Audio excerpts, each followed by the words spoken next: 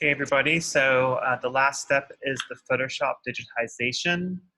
So I've gone ahead and opened up Photoshop, and over here we're going to put gradation structure.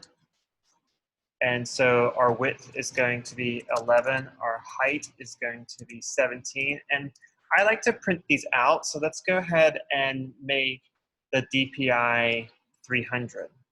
I'm not sure when I'll ever get a chance to print these out, but I do like to print them out, the ones that come out really well, and so I want to have that option. So we're going to do 300 pixels per inch, 11 by 17, okay? So go ahead and keep it RGB color, and then your transparent background is fine, okay? Or you can go with just a white background as well. Let's just do the white background and then go ahead and just create that file. Okay, and then I'm going to open my screenshot. I'm going to use Megan's 8x8 that she submitted.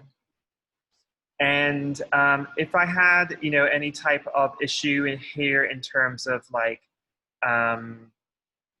issues where like the background wasn't white and the black wasn't black kind of thing, I could correct those now.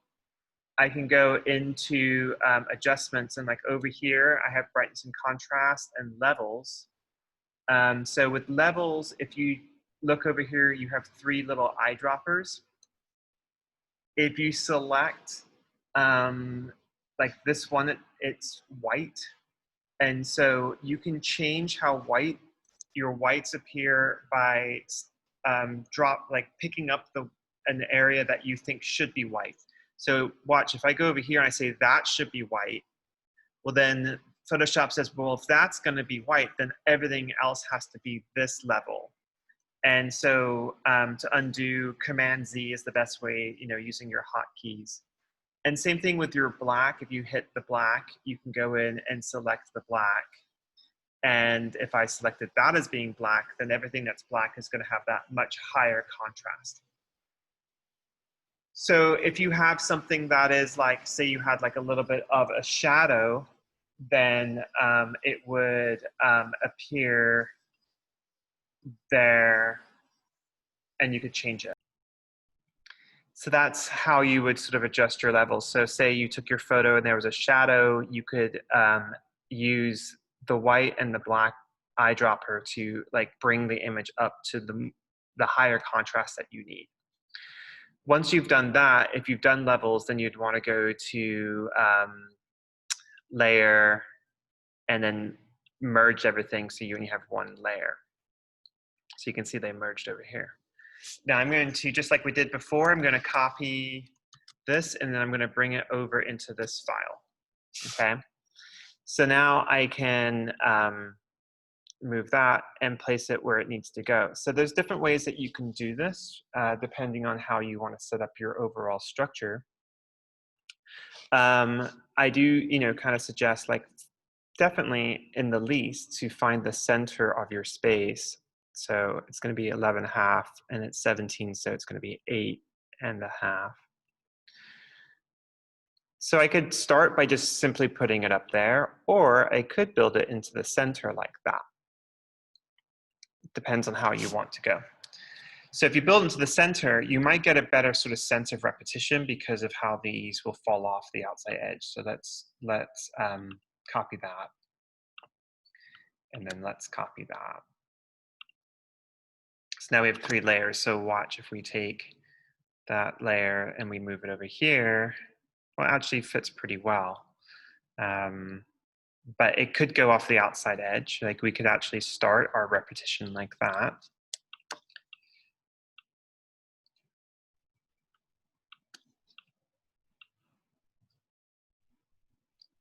So by pushing it off the outside edge, like that actually increases the sensation of the repetition.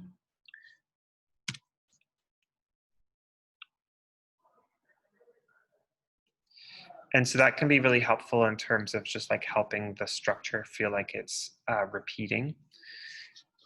We could do something like this, and then we could merge all of these together.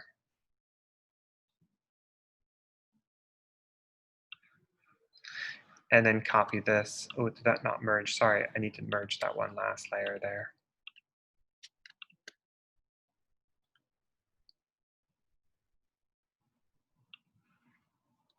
and then just simply duplicate that layer. And then we can move it like here. Now we could do something here like a step. Let's see, say we stepped it over here. Let's see, D, D, D, D, D, D, D. We could then, copy this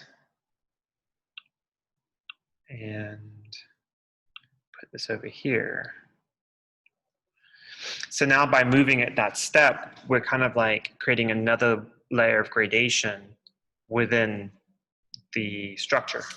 So then if we merged all of these together,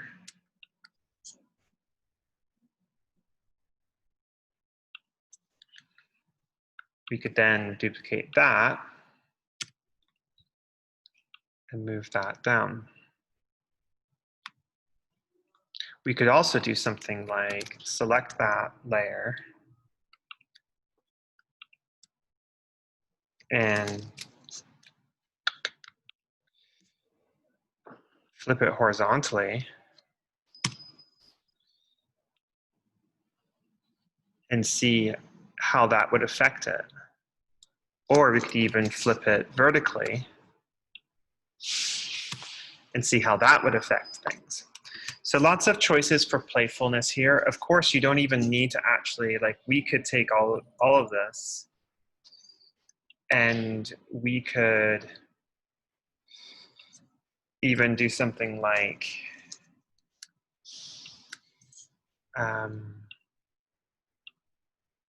put this on a diagonal, you see.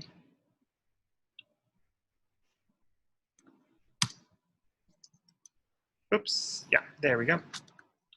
And then duplicate that.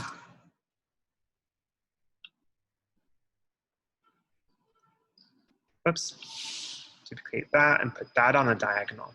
So I really want you to get sort of creative in how you're going to gradate and see if you can really, have some fun.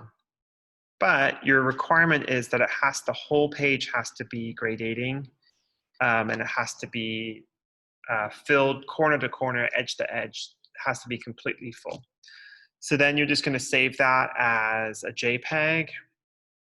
So gradation structure, just save it as a JPEG, and then save it to your upload for your canvas. So please put all of your sketches and all your preparatory work into one Word document and upload that, and then upload this as a separate file. If you got any questions, as always, reach out to me and I am happy to answer them.